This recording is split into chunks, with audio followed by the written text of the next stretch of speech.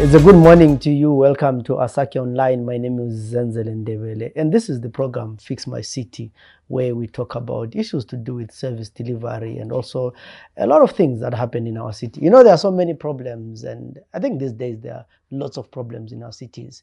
We are talking about water shortages, made up sometimes because of incompetence, sometimes because of drought.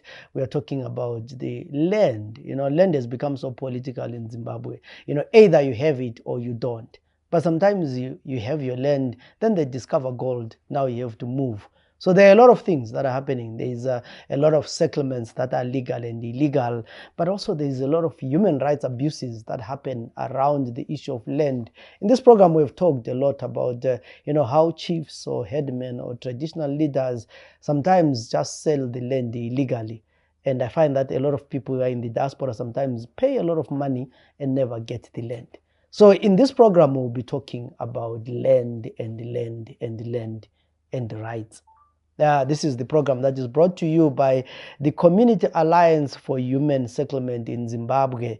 And we will be discussing about these issues and trying to find out what is it that we want in Zimbabwe and how best can we regulate this resource that we have. To help me discuss this very important issue, I'm having Tatenda Madziro. Nice name, Tatenda Madziro.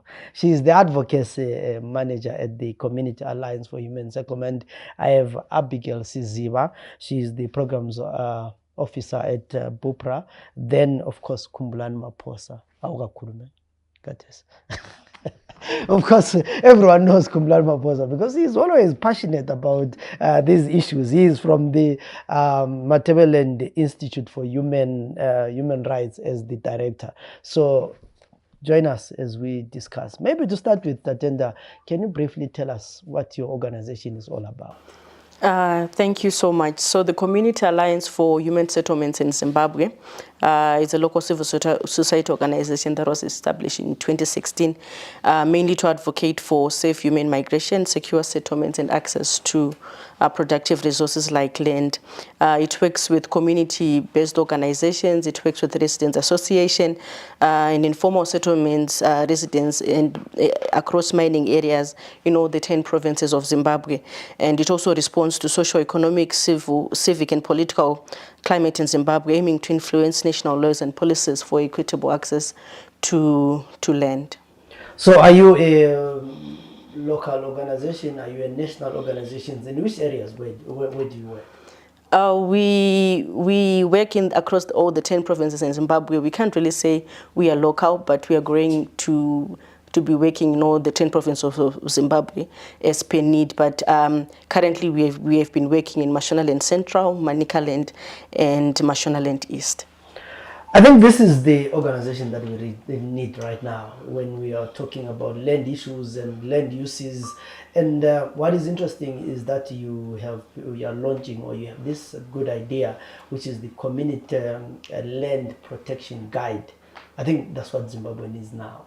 Briefly tell us about what this is all about. Thank you for that. So the Community Land Protection Guide is a book that we developed upon realization that there is need for communities to understand the laws and regulations and also about land and land rights, and also the intersectionalities around issues of land and how they can also be able to understand various changes that are happening in their areas.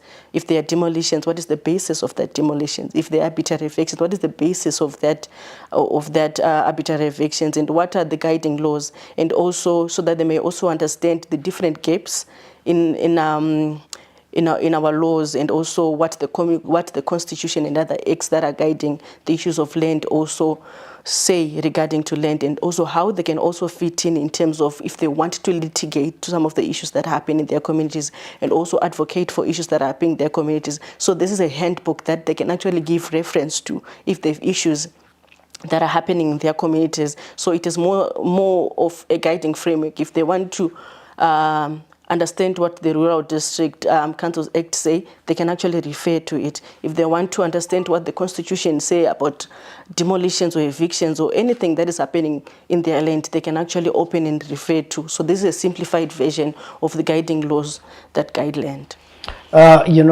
I have a lot of questions because what you're saying is interesting. But because we have a number of guys here, I want to give them a chance. Probably I'll go to Abigail and say, Abigail, you work with residents associations, and probably in Bulawayo, yes, we have the issue of housing, but also the issue of land.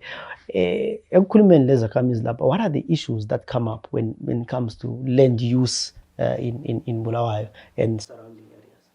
Okay, so currently in Bulawayo, what we've been gathering from the residents is that land has become for the elite. Land has become expensive with the local authority, Bulawayo City Council, subcontracting housing. It means that the general citizen cannot afford housing because even if you are in the housing waiting list but you have no money, if there is land, you are not able to access a residential stand, for instance, because you have no money. So people stay in the housing waiting list for so long, and then because of the subcontracting, Bulawayo City Council is subcontracting to various companies, and those companies like your Hawk Flight, they come in, and then in the allocation of stands, there is double allocation, and if there is double allocation, residents do not know really where to go to if they are robbed by these subcontracting companies. And I'm happy that we are having this guide that is coming to the community so that it will give a referral pathway to say where do residents go if they are struggling with this. And there's also a rising issue of urban mining, like for instance in Pumula where quarries is being mined and residents are feeling the effects. There is low consultation in such instances, and residents, some of their houses cracking from the mining that is happening, and residents fear that their houses are no longer safe because urban mining is on the rise in Bulawayo, and residents fear that if mining continues and if granite is discovered or any other mineral is discovered, they may be displaced. And we know that our authorities, both at local and national level, there is no good there's no good record in terms of people having been evicted for land to be used for other uses. For instance, during the Hlalani Guhle Garikai project, where residents which were displaced and people were not given proper accommodation, not all of the victims were properly compensated, and the housing that was provided was of poor quality. For instance, we still feel the effects in Country Park. There are no basic services like water, no basic services like roads and sewer systems. So residents really fear for their housing, to say that if we are evicted, are we going to be properly compensated, since there is a fear of an increase in urban mining, and it seems as if the government is just after looting the ground minerals and without a proper plan in terms of the protection of the land for the people.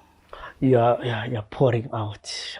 Try pouring your heart out. There's so many issues that you mentioned, from land use to mining to, but Kumbu, she talks about that the land is now for the elite. And yet we have I think our constitution talks about the provision of housing, shelter, water, which are basic rights. So when it comes to provision of housing, and we know people don't have housing, what can be done? What model do you think can work for people to have houses that they call their own, especially those who are low income earners? Because one of the things with this community land protection guide that it mentioned is provision of housing for urban, poor, and low income earners. Thank you, Ndebele. I think there are things that we need to critically reflect on. Is that the urban settlement in the colonial period was for the rich. Town was for rich people. And that coloniality is continuously being perpetuated now, especially with the high prices of land. And we need, as a decolonized country, as an independent country, we need to decolonize urban housing and make sure that we also include the poor people in the urban settlements. How do we do that?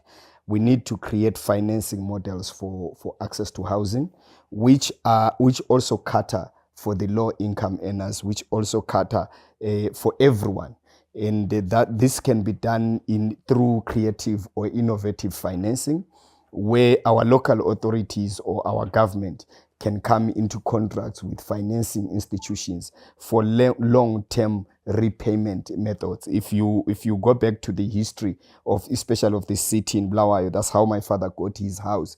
They will get a house, you go and settle in, and then you pay the mortgage over a long period of time. That is no longer there. And that is what made most poor people get land in urban areas. Yeah, so Kumbu mentions the issue of mortgages, which are some of the things that probably now are also a prison for the rich, because for you to get the mortgage in the bank, you need to have a pay slip, and probably it's not a pay slip for $200. You need to be earning maybe above 2,000 and so forth. And one of the issues that you raise in the guide is the regularization of informal settlements in urban and peri-urban. And I know this is quite a hot issue, if not controversial. But maybe from your point of view, how do you think this should be done without people saying, but these guys are illegal, so why are you regularizing it? You are actually encouraging it. Yes, it is a very controversial issue that can be addressed in different facets. But the point of view in which we are coming from to say that we have to regularize informal settlements. These informal settlements, we are talking of informal settlements of people that were displaced and moved to certain locations. We're talking of areas like Hopley, Epworth, where people were evicted and moved to areas, Caledonia, to settle there whilst they wait for their compensation and relocation. So these people have been waiting relocation and compensation for over 25 years.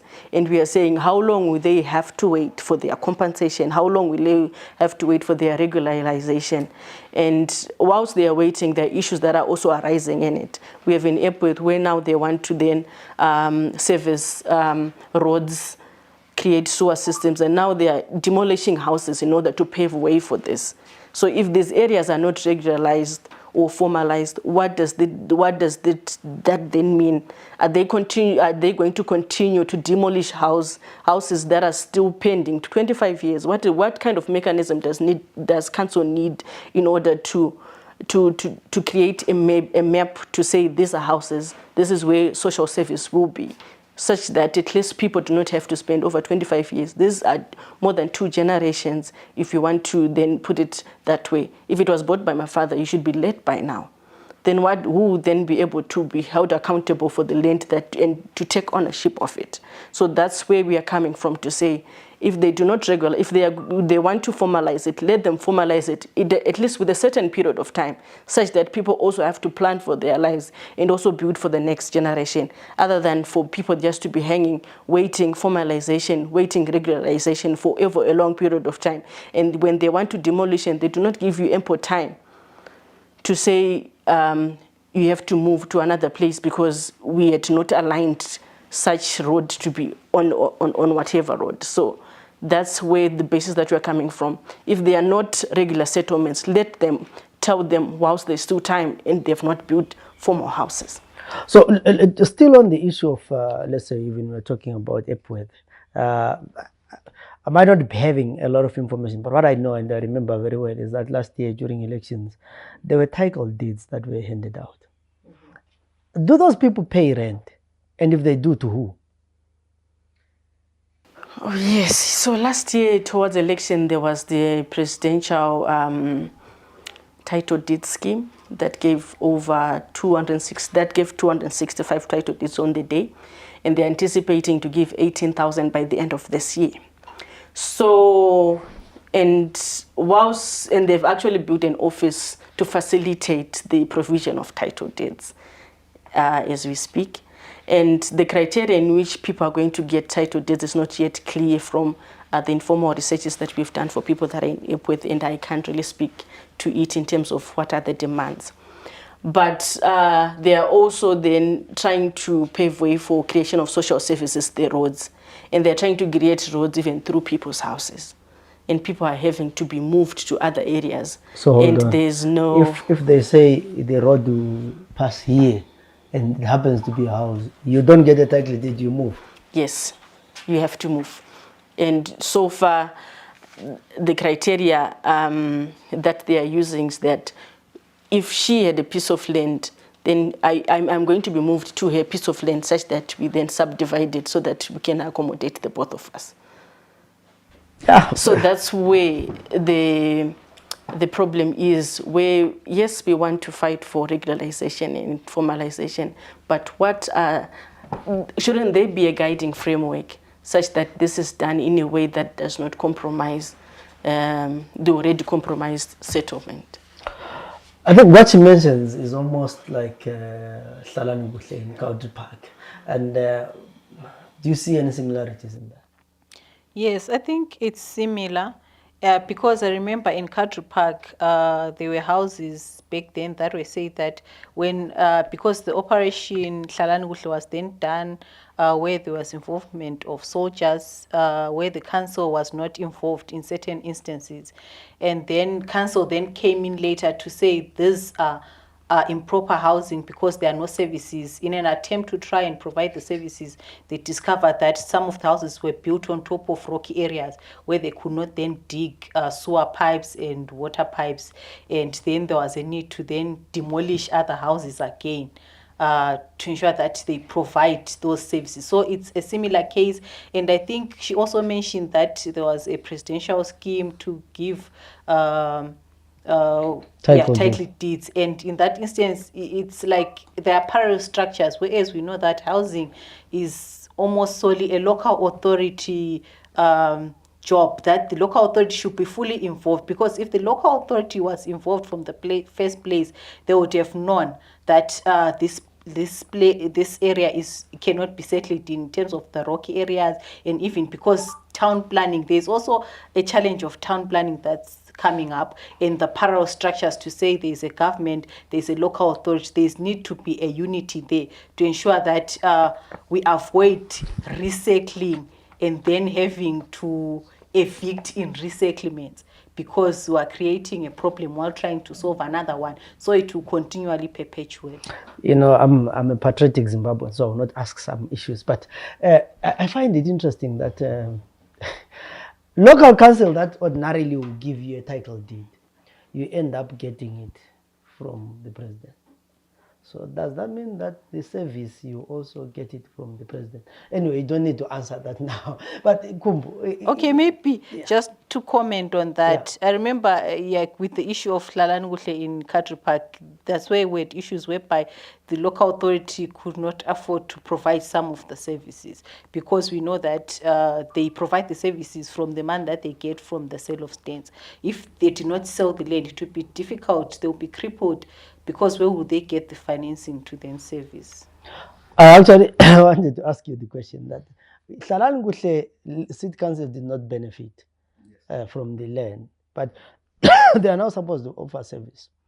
So you have 5 people sharing a house and all those kind of things. So how best, with a human rights point of view, do we regularize that? Because we are saying in our document that we need to regularize these settlements somehow. So how best to approach such issues? I think the first most important thing is that we need to depoliticize critical issues of human need like housing. Hlalani Kuhle was a politicized scheme, and people still abahlalanga kuhle namhla. You know, that's the pan of Hlalani Kuhle. And secondly, I think we need to charge it's like olecala ngabhadala icala lakhe. You know, it's it's a simple method. So if government presided over putting people there, government now needs to pay city council to say, city council, in the process of regularization, you may need 10 million. So here is the 10 million, or here is the 8 million, whatever they negotiate, that we are giving you so that you are able to provide these people with services. Because the challenge that happens is that city council ends up robbing others to service others, robbing in courts, that they have to take money from the other regular settlements so that they deal with this one. that needs to be regularized. So we need that kind of a balance. And I think going forward is that we actually need to devolve power.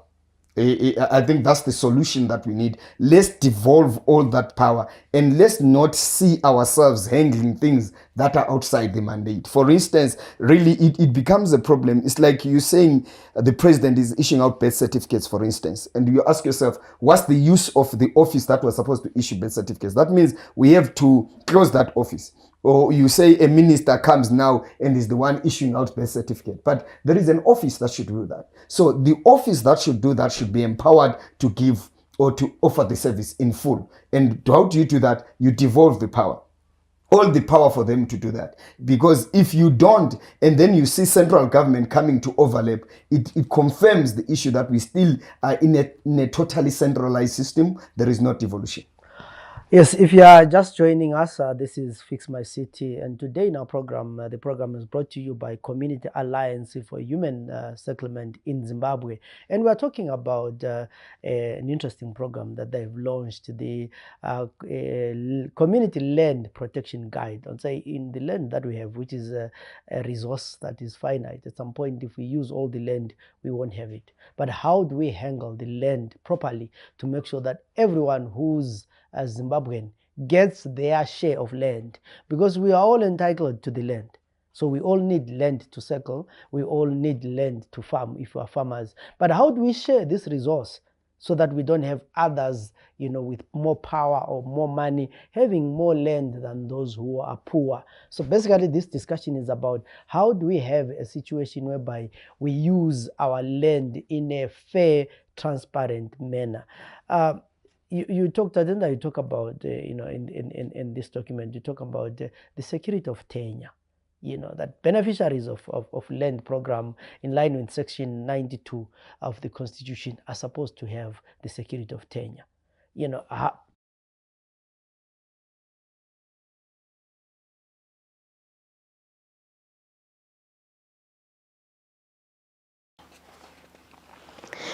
Thank you for that. So what I want to see in terms of security of tenure is when I own the land, let I have the documents that say I own the land.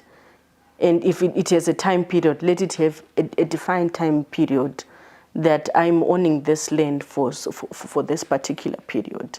At least that will safeguard me. If I want to make profit out of it, I can make profit out of it from the guided time that I have. So what we want is, if I am entitled to a piece of land, let I feel secure with the guiding documents. Let no one then come tomorrow and say, please move. And whether they want me to move, where am I moving to? What is my package? And how are they going to compensate? If I build my two room house there, are you going to compensate my 2 room houses as it was? Because that's where I feel secure in terms of, this is my home, whether it's a 1 room or it's a whatever that is there. Please secure where I am because I have invested in it. Yeah, I see you nodding. Do you want to add on that? Yeah, I think it's important really to have guided and clear security of tenure, because if you look at land to us Africans, land is not for economic purposes. The value of land to us is not only for the economy. There are other intrinsic values of land. Land, that's where our culture is. Land, that's where our identity is. So if you just move me from the land, how do you deal with issues of identity? How do you deal with issues of anthropological value that I attach to that land?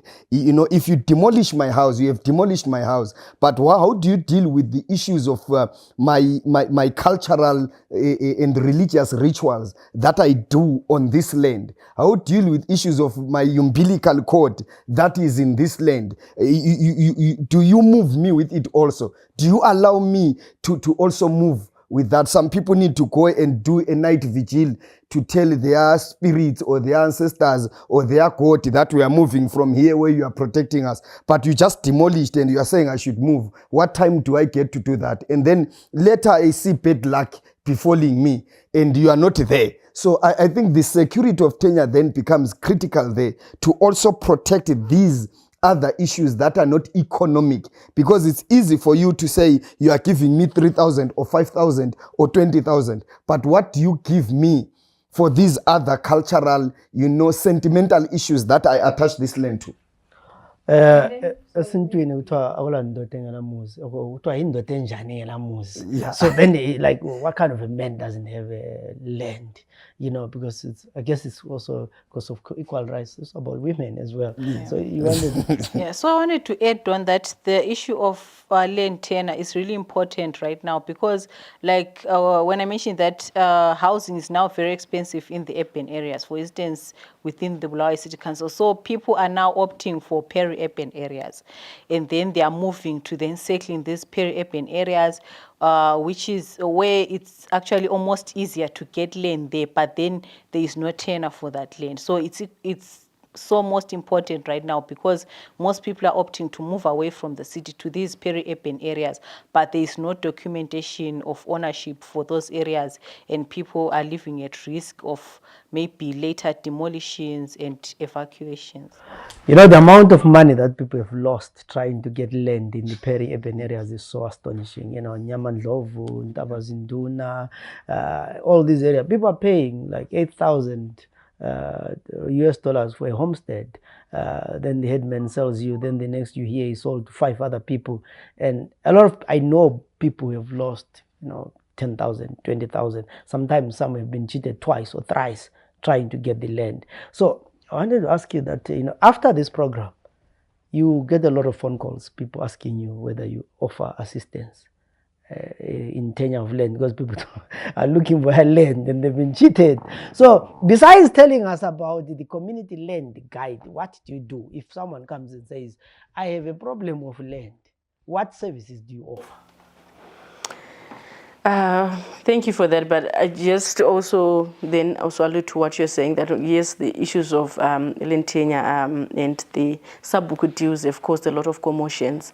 And recently I saw a Herald article that mentioned that sub-book deals have been cancelled. So we don't know then how much implementation in terms of that being actually cancelled has been done. But also just then to respond to your question is, we as an organization, yes, we assist in people trying then to respond to issues of land tenure. What we are offering at the moment is litigation, where we try to help them with our own referral pathway, because at the end of the day, the issues of land cannot be resolved like cancelling. We have to follow the procedure in terms of laws and follow up on how best they can be assisted and even end up in the courts. So that's the process that we have been using, and we engage, get the full data of the story, engage the lawyers that we have been working with, such that we get a clear way forward in terms of how best we can assist these people. So did I hear you properly? You said you litigate on behalf of someone. Okay, on that note, may we please have your phone number? So our phone number is... already cases that I want to complete. Our phone number is 0773 685 747. 0773 685 747.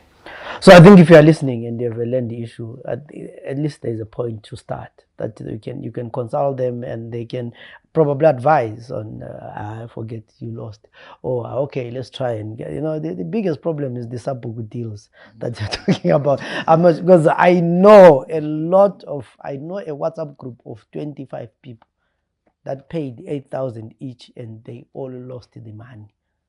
I'm sure if they're listening, there's a place to start. There are so many people who have lost land.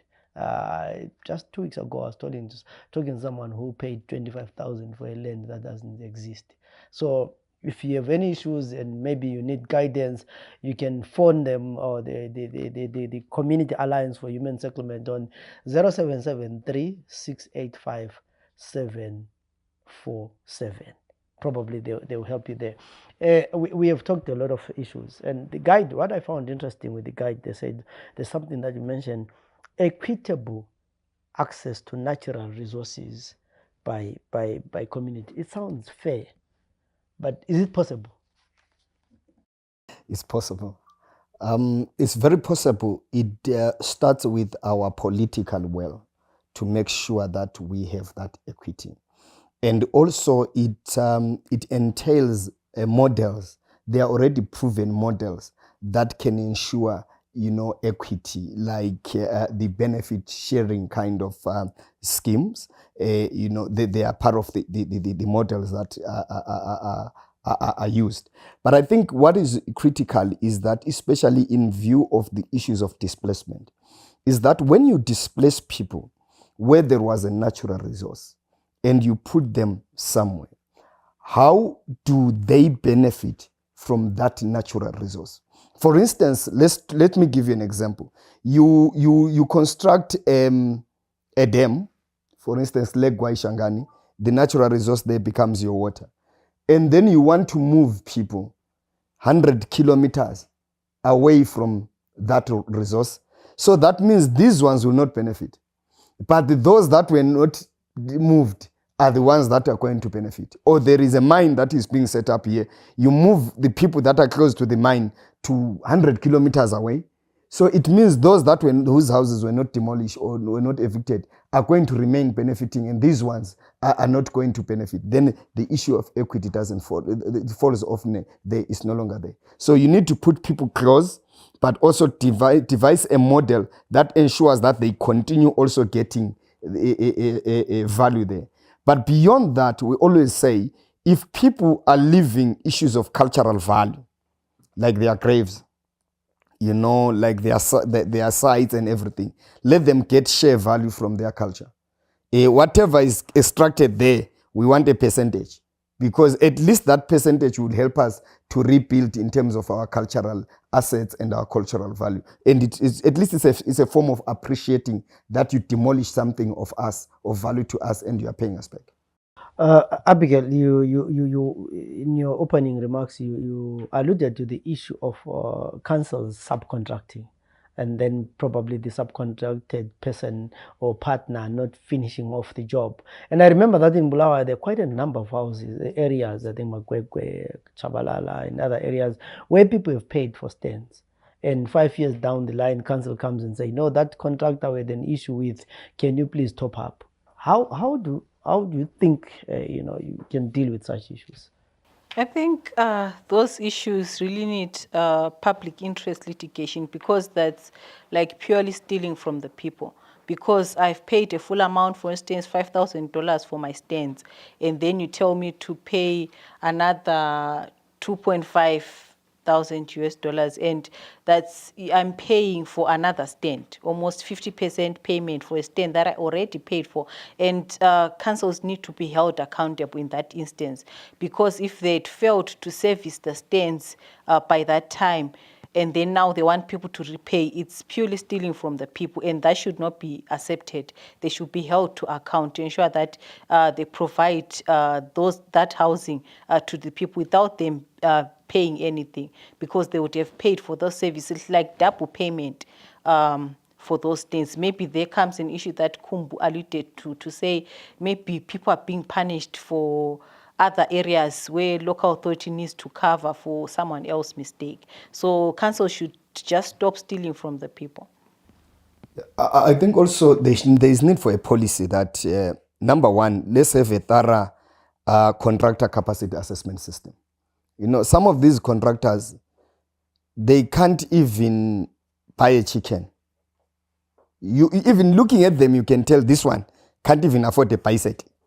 And then you are giving them 500 stands or 300 stands. Really, where will they get the money from? So the need for thorough capacity assessment of the contractors. One of the things that sometimes some councils do, they say, bring us your bank statement.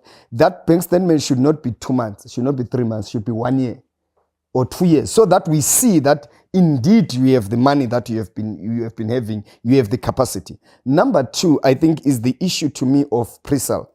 Contractors should never receive any money from the people until the land has been serviced. So it should be part of the policy of council to say, if you are a contractor, we are giving you land where there is 100 or 500 stands, you service them first before you start selling. But the contractors say we will do that, but they start selling. But the councils will be knowing that the contractor is selling. They keep quiet about it. And so there is need for that dealing to say you don't sell anything until you have serviced. So the guide talks about the provision of clean water, potable water, sanitation facilities and infrastructure. And one of the weaknesses of our system or the challenges is people are sold the land that is not serviced and they move in. I think in this conversation we can talk and go back to Hlalani Kuhle, Garikai, and so forth. People sat there or circled in areas where there were no toilets, where there was no sewer system, and you now want to put a sewer system in an area where already people are using black toilets at the time when we are drilling boreholes, and no one has done a research to say, these black toilets, how do they affect our underground water? Anyway, that's a discussion for another day. But these are the issues that I think our authorities should look at. And this is where we have a weakness that when it's election time, anything goes. But the effects are felt way after elections and way after the politician who was grandstanding has left.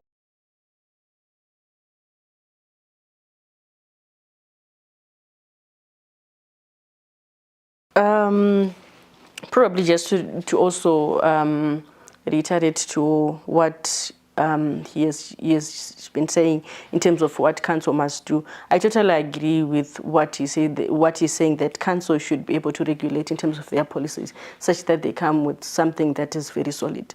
Because now they're taking advantage that citizens are very desperate for land.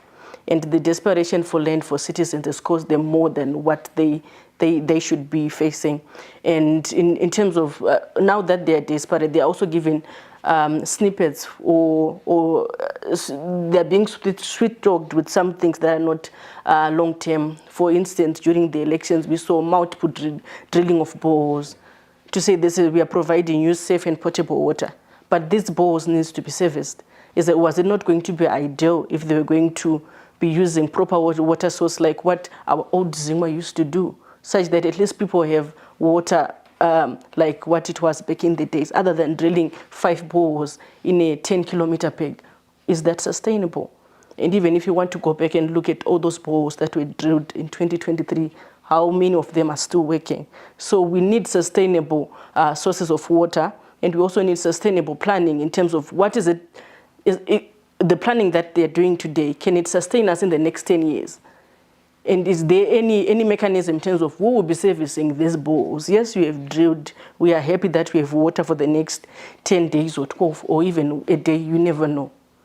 But we need sustainable means of provision of these basic services, because this is our lives. This is the lives of the future generation. We can't then keep having generations that depend on a borehole. We can't have generations of people that depend on Blair toilets in urban areas. We can't have a generation of people that depend on or probably private developers having private schools. These are very expensive. These are basic social services that our council should provide. Education, water, sanitation, a lot that they have to provide. But if they subcontract and they do not provide this, what does this mean? Where are we going in terms of providing social services for citizens in Zimbabwe? Or they are actually extending our desperation to give us these small things with no basis for taking care of the future generations. Yes, sir. I think also buttressing her point is the issue that local authorities need to stop privatization in the name of subcontracting. They've come up with a nice way to privatize things. They don't say we're privatizing, they just subcontract it. No, subcontract it. We know we are promoting local business, but we are simply privatizing. That's the simple concept. You have privatized these services, they're out of reach for many people. I know we can talk the whole day. There are a lot of interesting issues that were rising, which maybe shows why your organization is coming at the right time, because I'm sure you'll be busy, addressing all these issues. But to end, you in the guide, you talk about transparency and accountability in land governance. including arresting corruption in the land sector and bringing the land barons to justice. That is quite a bold statement. And I was talking to a friend the other day and asking myself that what has Zach done in terms of these things? But how many people have they convicted? But there was also the Land Audit Commission. Yes. And we were told of the land barons towards elections. And we see people's houses being demolished, but we have never seen the land barons being taken to court and being demolished. So how do you intend to address the issue of corruption, land barons, and bringing the transparency and accountability? These are nice words, eh? They actually give us confidence. And if you talk about these things. But now, as the alliance, how are you going to address these issues? Thank you very much. Indeed, they are very nice words, and then they speak to issues that are actually happening in the communities. The land barons issue is actually a huge elephant in the room that needs to be addressed. When you asked, I tried to remember a case somewhere in Masvingo province where they arrested over 100 land barons, but upon investigation, they found no case. I think I'll have to look up to that. So for me, I feel that we need to engage Zach broadly in relation to these land baron issues, because there's something vague about land baron issues, because you can't say I've been robbed by land baron and he or she is nowhere to be found. They are there, these people, we live with them in their communities, but it seems as if they are somehow above the law, or I can't really place it or say this is what is happening in terms of land barons. It's just this elephant that is so huge, but we can't touch or even feel the exact location in the room, and it needs to be addressed. And yes, there were issues that were raised by Zach towards election, where they actually went about in communities educating people about land. Do not buy land from this. Do not. And they were saying that they are conducting investigations, and this is happening across all the 10 provinces of Zimbabwe. And they're still conducting the investigation. Nothing has been found so far. We are a year after they were doing their surveys. So it's actually an issue that we want to bring to the table, to say to them, this is what we actually had all our ears open to say, please tell us what is happening, because this is not stopping anytime soon, until all of the land in Zimbabwe has become residential stands if we are not careful.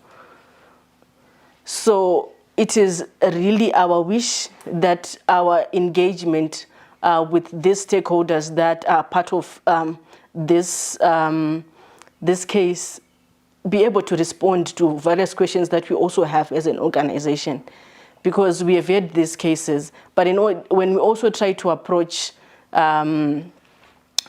the councils regarding to that, at times they just say they do not have an answer as of yet, or I will give you an appointment date with the town clerk or the CEO, and you never get time to talk to these people. And this has been happening over and over again. So we are also then trying to get at least other mechanism to see how we can then also address these issues. We can't really say we've got this way that we want to be dealing with this. It's also a huge elephant that we are also trying to do with as an institution. And we are, and yes, we cannot deny that we are aware that we've got a land baron issue that has caused a lot of chaos within councils, and we don't even know where they are emanating from, because in councils they are there. In residential areas where they are also selling lands, they are there. But no one can then pinpoint to say them to the police that this is the land baron. And we've never witnessed anyone that has been sued or convicted for being a land baron. But this has been ongoing for years. And I'm sure even if you want to go to the police, there are a lot of cases that have been opened, but no particular case have been able to stamp and stop what has been happening to land barons. You know, a friend of mine found people clearing in his farm and pegging stands, only to discover that someone somewhere had sold stands in his land, and he didn't know, and it took him 5 years to deal with the case. So these are some of the issues that we really have. But probably to end, for those who want to interact with you on social media, do you have any social media pages besides your phone, like Facebook, Twitter, or you are yet to deal with that? Yes, we have a Facebook page. We also have a Twitter page that is active at Community Alliance for Human Settlement in Zimbabwe and at CAS. Okay, I think the land issue, I mean, it took 17 years or more Zimbabweans fighting for land. So the land issue is a big one. Not only that, I mean, the whole liberation struggle, pre-colonial, from 18 what to 1980, we were fighting for land, and we are still fighting for land. So today in our program, the program was brought to you by the Community Alliance for Human Settlement in Zimbabwe, and we were looking at their community land protection guide. Look at the word protection. So it's a guide to protect our land from the barons, the politicians, the elite, so that at least every ordinary Zimbabwean can also have a share of their land. Because honestly, we can't also take up arms and go and fight for our land. We have the constitution, which is now our AK-47, and we hope that authorities we're going to respect the rights of the people, and also the land barons will be embarrassed to make sure that they don't deny people their rightful ownership to land. My name is Matebelele, and of course, if you want to get in touch, you heard that they say they do litigation. So now, please get in touch with the Community Alliance for Human Settlement on 0773 685 747. Let's meet again in other programs. Have a good day.